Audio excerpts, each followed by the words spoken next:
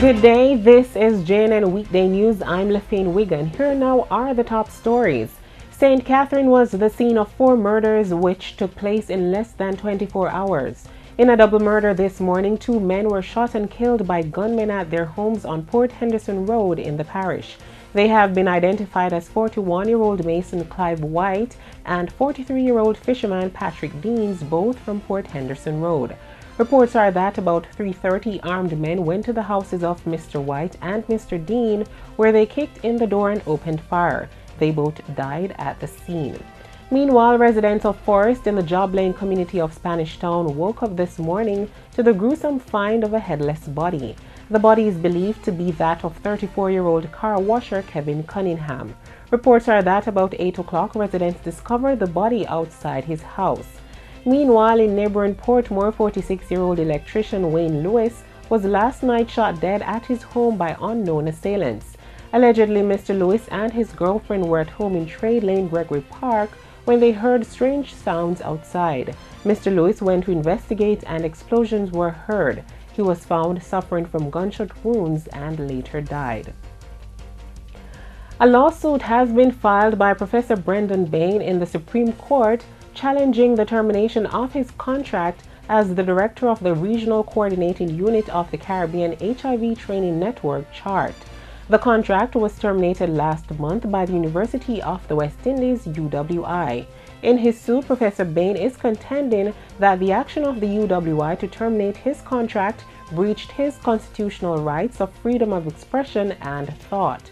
He's asking the court to award damages.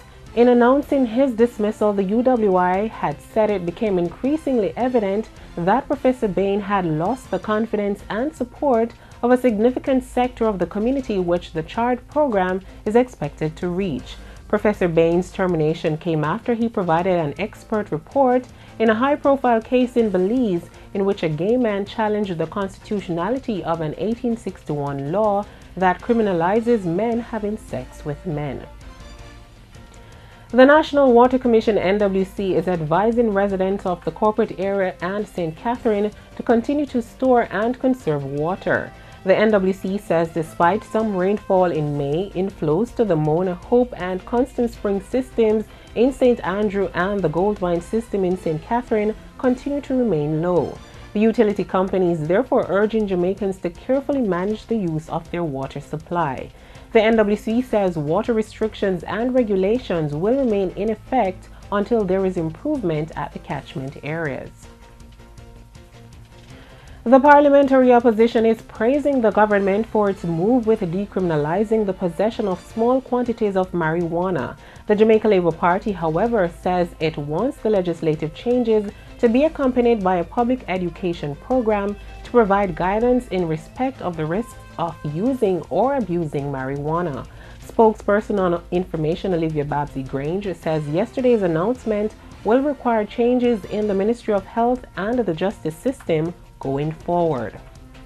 Meanwhile, at least one group is voicing its concern with the changes proposed by the government in relation to the possession and smoking of marijuana.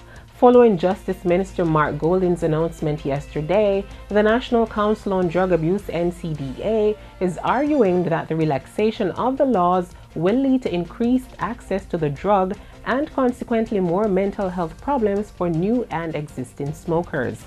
Among the changes outlined, users of small quantities of marijuana will no longer have a criminal record, and smoking the drug would be lawful under certain conditions.